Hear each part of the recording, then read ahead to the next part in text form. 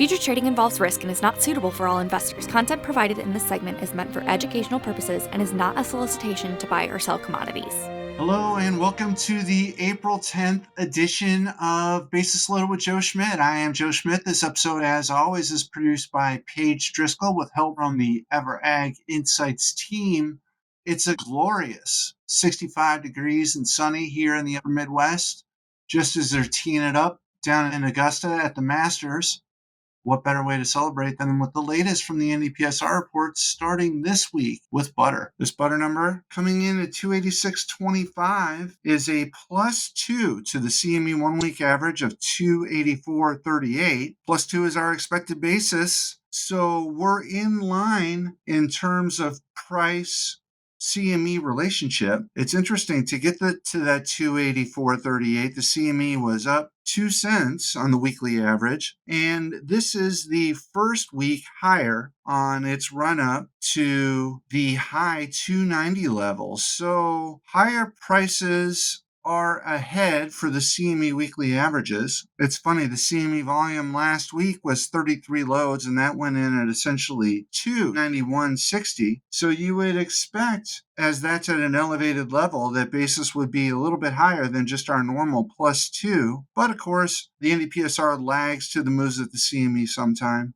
So all in all, I would have to call +2 to achieve expected basis in an environment where prices are moving higher. I would have to call that a win. And even more of a win is this volume here on the NDPSR, north of 3.7 million pounds. So the story in the butter is average basis on higher than expected volume. And all in all, we'll call that a win for the butter manufacturer. In the cheese, first up is the blocks, 148.44. That represents a +5.5 to the CME 1-week average of 142.80. We traded 42 loads on the CME last week at essentially a 145.55 level. So a little bit premium, but when you back out the freight, it's probably right in line with what we'll call essentially a 143 average. So +5.5 is higher than expected basis for the block. The manufacturer was able to call a premium. However, at that premium, you'll notice the NDPSR volume suffering a bit. The 2023 NDPSR average volume was right around 12 million pounds. So here we're falling about 1.3 million short. So the manufacturer was able to call a higher than expected price, which you would expect at the low end. This low 40s level at the CME is kind of the low end of the recent trading range. Actually, next week in both blocks and barrels should be the low week at the CME, and then subsequently the low week on the NDPSR. So typically at the low end of the trading range, we have higher than expected basis. That's certainly true for the block, but as I mentioned, that higher basis, we suffered in volume as a manufacturer able to move a little bit short of 10.7 million pounds.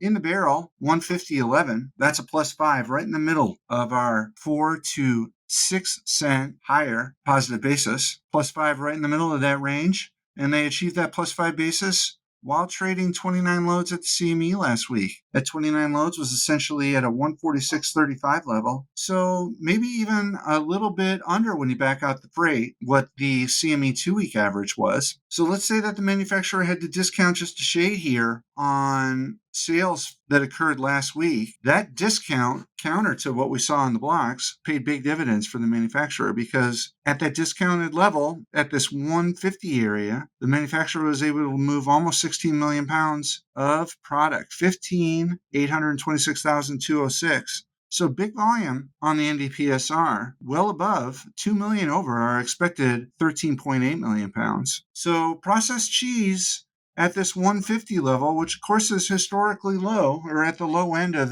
call it the 10-year range, buyers seem to have an appetite for barrels that are on sale. We'll see how that appetite persists as prices at the CME move higher in the weeks to come.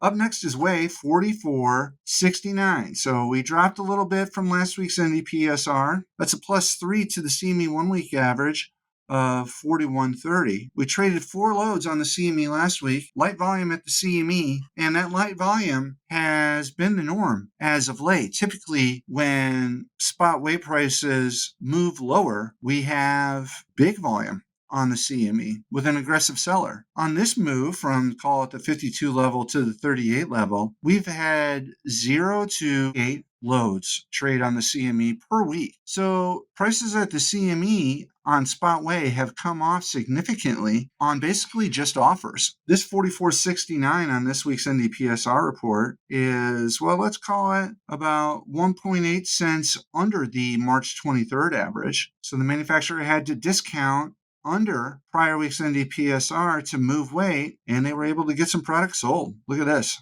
North of 5.8 million pounds, well above our expected 4.5 million. So even as prices are declining, we're still seeing this higher than expected volume every week on the NDPSR. Up next is non-fat, 117.78. That's a plus 5.5 to the CME 1 week average of 112.05. Traded 12 lows on the CME last week. Plus 5 is about double our expected non-fat basis. So the manufacturer was able to call a nice price. And of course, you know the routine here. The manufacturer calls a very nice price, an outsized price. Volume suffers. And sure enough, our run of 20 plus million pound weeks comes to an end. Manufacturer only able to clear a little bit north of 13.5 million. So that higher price came in as a cost, and looks like some non-fat went into storage. So this is week 1 of 4 for the April pricing period. Currently getting an April class 3 of 1545 with April class 4 all the way up at 2020.